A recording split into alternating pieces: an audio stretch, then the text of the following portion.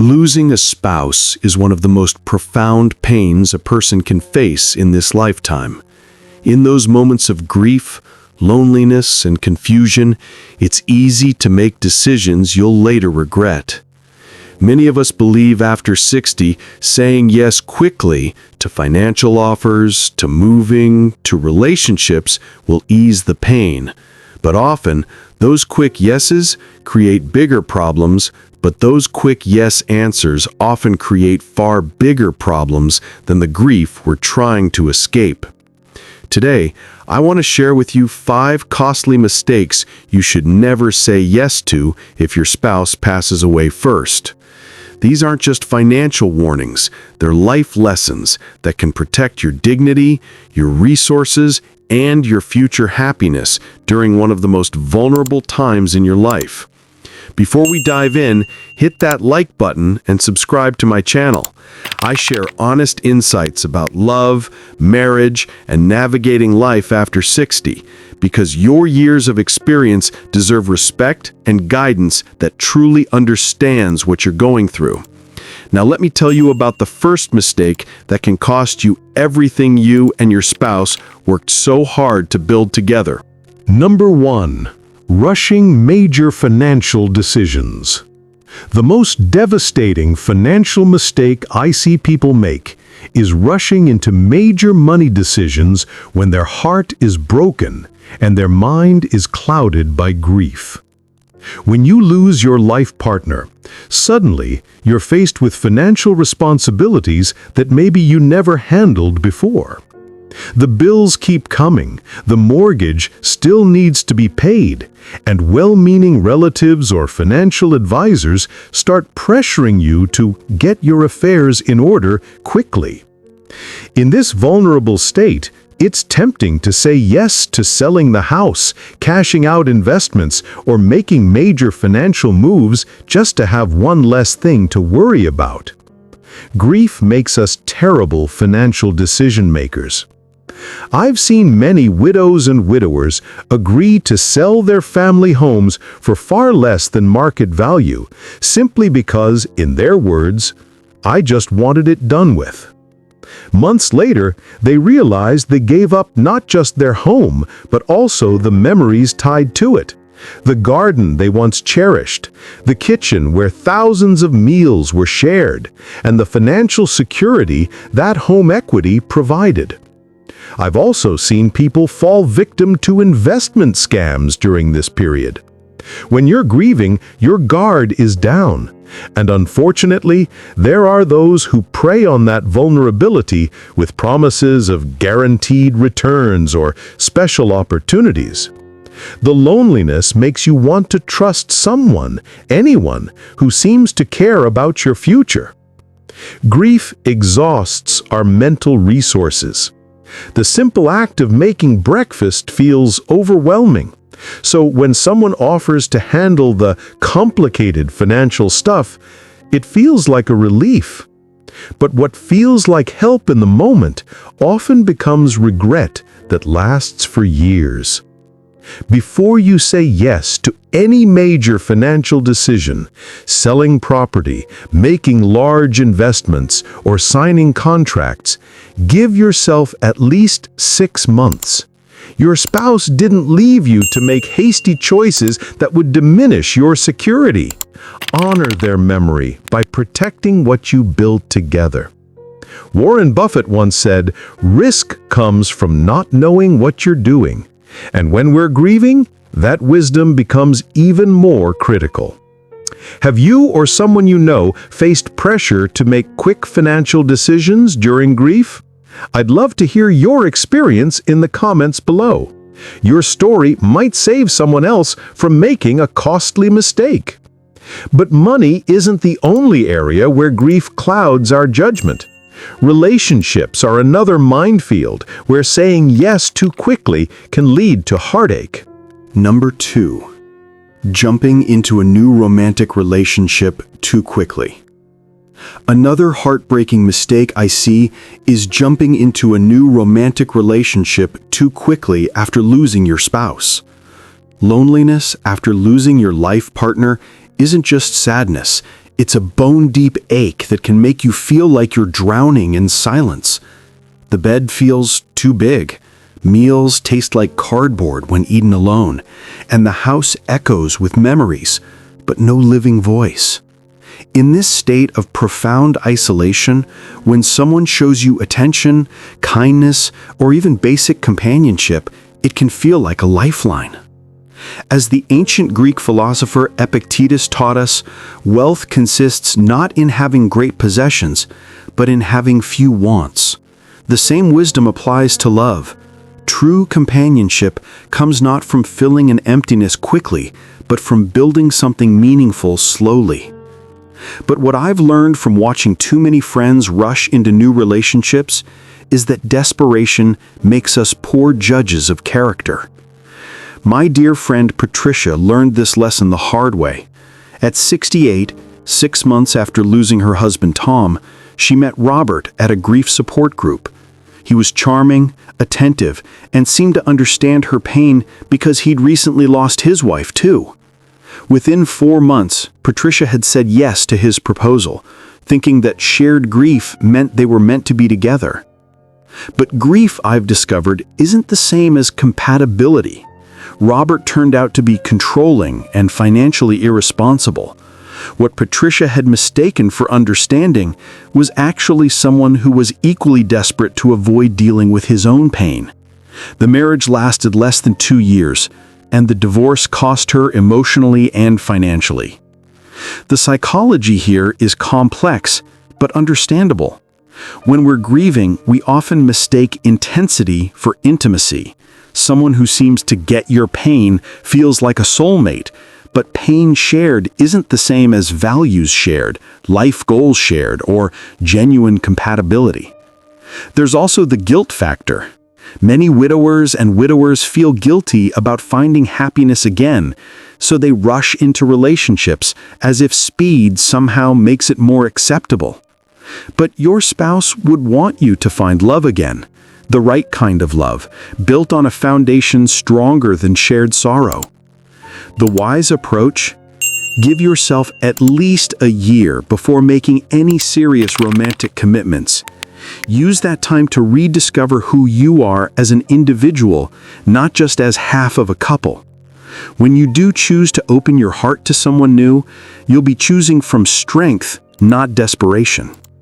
And if love can be rushed, so can family obligations, which brings us to our next costly mistake. Number 3. Saying yes to every family request. Buddha wisely observed, saying yes to everyone is like saying no to yourself. And this truth becomes painfully clear when you're grieving and vulnerable. Another costly mistake I see is saying yes to every family request that comes your way after losing your spouse. When you're alone and feeling guilty about being the survivor, when adult children or relatives approach you with financial needs, housing requests, or demands on your time, it's easy to say yes just to feel needed and useful again. Grief makes us confuse being helpful with being taken advantage of. After you lose your spouse, family dynamics often shift dramatically. Suddenly, adult children might see you as more available to babysit grandchildren regularly. Relatives might approach you for loans, knowing you're receiving life insurance or pension benefits. Extended family members might suggest you help out with various expenses because, in their minds, you have fewer expenses now. You want to feel valuable and needed during a time when you feel utterly lost. Saying yes to family requests can temporarily fill the hole left by your spouse's absence. But what starts as wanting to help often becomes a pattern of being used. I watched this happen to my brother-in-law, Frank, after he lost my sister Linda. Within months, his adult son had moved back home with his girlfriend and their 2 young children, temporarily, of course. His daughter began asking for monthly help with her mortgage. His sister-in-law needed assistance with her medical bills. Frank said yes to everything because, as he told me, it keeps me busy and makes me feel like I still matter to someone. 2 years later, Frank's retirement savings were significantly depleted. His house was overcrowded and chaotic, and he felt more alone than ever because his family saw him as a resource, not a person. The saddest part? When he finally started setting boundaries, some family members accused him of becoming selfish and bitter in his grief. Ask yourself these questions before saying yes to any significant family request. Would I have said yes to this when my spouse was alive? Is this request reasonable regardless of my grief? Does this help me heal, or does it just distract me from healing? Your spouse didn't work and save for decades so that your resources could be drained by family members who should be supporting themselves. Saying no doesn't make you selfish, it makes you wise. Share this video with friends or family groups. Sometimes we all need a gentle reminder that supporting a grieving loved one means respecting their boundaries, not exploiting their vulnerability. But it's not only financial or family pressures where we make costly mistakes. Sometimes the mistake is in how we treat our most precious asset, ourselves. Number 4. Neglecting your own health when you're grieving. The mistake that can literally cost you years of your life is neglecting your own health when you're grieving. When you lose your spouse, taking care of yourself often feels pointless, overwhelming, or even guilty. Who are you staying healthy for now? Why does it matter if you skip meals, avoid exercise, or postpone medical appointments?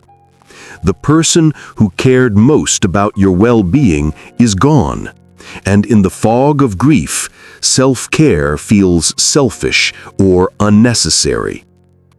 The famous physician Hippocrates said, "Natural forces within us are the true healers of disease."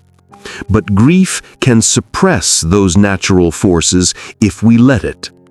When we stop caring for ourselves, we're not just risking our physical health, we're risking our ability to heal emotionally and rebuild our lives. But here's the hard truth. Neglecting your health during grief doesn't honor your spouse's memory, it dishonors it. The psychology behind health neglect during grief is understandable. Depression, which is a normal part of the grieving process, often manifests as loss of appetite, disrupted sleep patterns, and decreased motivation for physical activity. Add to that the practical challenges. Maybe your spouse was the one who cooked healthy meals, encouraged your walks, or reminded you about medical appointments, and it's easy to see how health habits crumble. I've seen too many people stop attending regular checkups, skip medications, or stop cooking proper meals because, as they say, what's the point of cooking for one? Within months, the consequences show: weight loss or gain, rising blood pressure, worsening chronic conditions, and sudden emergencies that could have been prevented. The irony is that most spouses spend their final years encouraging their partners to take care of themselves so they can have a good life afterward. Neglecting your health isn't honoring their memory. It's undermining their deepest wish for you. When we neglect our health during grief, we're essentially making a choice to give up on our future. But your spouse fell in love with your whole self, your laughter, your opinions, your dreams, your presence in this world. Letting your health deteriorate is like saying their love wasn't worth preserving. Here's what I recommend. Treat healthcare appointments as non-negotiable commitments to your spouse's memory. Ask a friend or family member to be your appointment buddy if going alone feels too difficult. Plan simple, nutritious meals, even if it's just soup and a sandwich.